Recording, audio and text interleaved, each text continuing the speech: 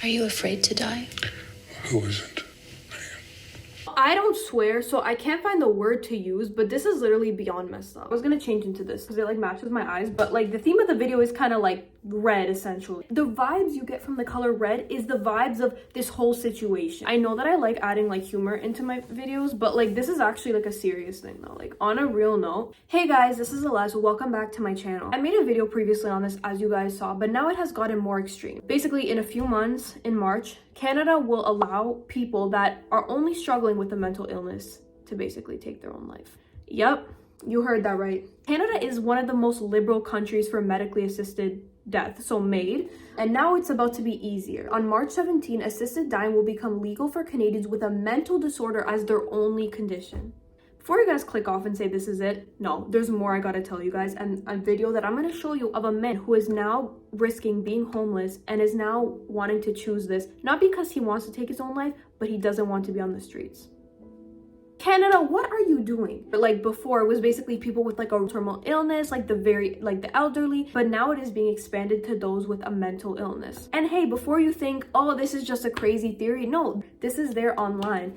Doctors are divided about this though. This came out of the National Post last month. Quebec College of Physicians slammed for suggesting MAID to severely ill newborns. An infant cannot consent to their own death. This isn't MAID, it's murder. And providing MAID to a person who cannot consent is a standard that is wildly dangerous for all persons with intellectual disabilities in Canada. I have started to become more and more skeptical, like more like iffy. What has happened, just information going left, right, in, out, up, down.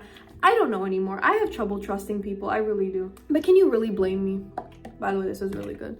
Again, this is just my opinion, and how I feel. This is where the story of that guy who basically is risking homelessness comes into play. So a 54-year-old St. Catharines man is in the process of applying for medical assistance in dying. Not because he wants to, but because social supports are failing him. No. Instead of saying, okay, here, we'll help you. Hey, we'll give you subsidized housing. We'll do something for you. I mean, not to mention how expensive Canada's getting. We'll help you. We'll give you support. We'll give you an agency. Here, I make a lot of money. I'll help you. No, just take your own life. Is this the point we have? I cannot comprehend this, guys. Oh, okay, but we have a right to like do what we want with our bodies. But the fact that now instead of getting help, instead of getting treatment, this is what is being suggested. This is what we gotta do now. People's lives are on the line here. I am appalled. Like, if someone disagrees with me and wants to convince me that this is okay, again, forget about the terminal illness, someone who's extremely old, maybe I can understand. But this now, because someone's facing homelessness or has a mental illness, do you guys not see the direction we are heading in? Like, isn't it becoming more and more obvious what is going on? I am just shook. This is really messed up. I even spoke to my mom in the car and she's like, yeah, this is really messed up. Let's watch it together. This poor guy. If you're watching this right now, I'm sorry that the system failed you. I really am. Die, and he doesn't want to. And yet, he has passed the first hurdle for medically assisted dying. Tonight, City News speaks with a man who feels he has no choice but to end his life because of a broken social safety net. How would you describe the quality of your life? Awful, non-existent, terrible. I do nothing other than sort of manage symptoms, manage pain. There we go. Amir Farsoud lives with never-ending agony from a back injury. How bad does it get? At worst, it gets bad enough that I'm crying like a 5-year-old and not sleeping for 2 days in a row. But that's not why he has applied for medically assisted dying, otherwise known as MAID, nor is it the depression he lives with. Farsoud has applied because he is in danger of losing his housing. He lives in this St. Catharines rooming house, sharing this space with 2 other people, but it is up for sale. Farsoud lives on social assistance and says he can't find anywhere else he can afford. This isn't even in a big city in Canada. Guys, when I do these videos, like when I'm in this atmosphere, when I'm looking at really what's going on, you can't help but be brought to tears. You can't help but have some frustration, some anger inside, feeling like they are failing us.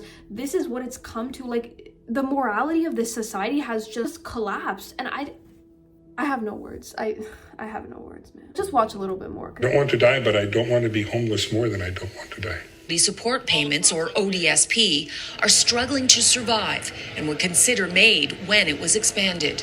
Sometimes it's a choice between burning to death and jumping out of a high-rise building. Walmart pasta and Life on ODSP is a life well below the poverty line. Farsoud makes a little over $1,200 a month on ODSP. Rent is $690 a month. After bills and expenses are paid, he has about $7 a day left for food. What do you buy to survive? a lot of beans. That's why he can't pay more for rent. Farsoud has been told the wait list for affordable housing is 7 years. Guys, we have this housing crisis here. Like, even for like a mom, even for like a single mom, even for a couple, even for the average salary, it's getting unaffordable. Like, Definitely not what MAID was designed for, but cases like that are emerging with increasing frequency. Yeah, MAID was not designed for this now, for mental health, for poverty, for this stuff. Like, the career I want to go down is about helping people, because I cannot sit here and just like... Dr. Carrie Bowman is a bioethicist at U of T. These are a minority of cases, but ethically it doesn't matter that they're a minority, they're there. We were unbelievably naive as a nation to think that vulnerability, disability, poverty, that we could just somehow parcel that off and it wasn't going to be a problem. It's a huge problem. There is a 90-day waiting period after applying for MAID. Farsoud believes he could technically be eligible next month. Are you afraid to die? Who isn't?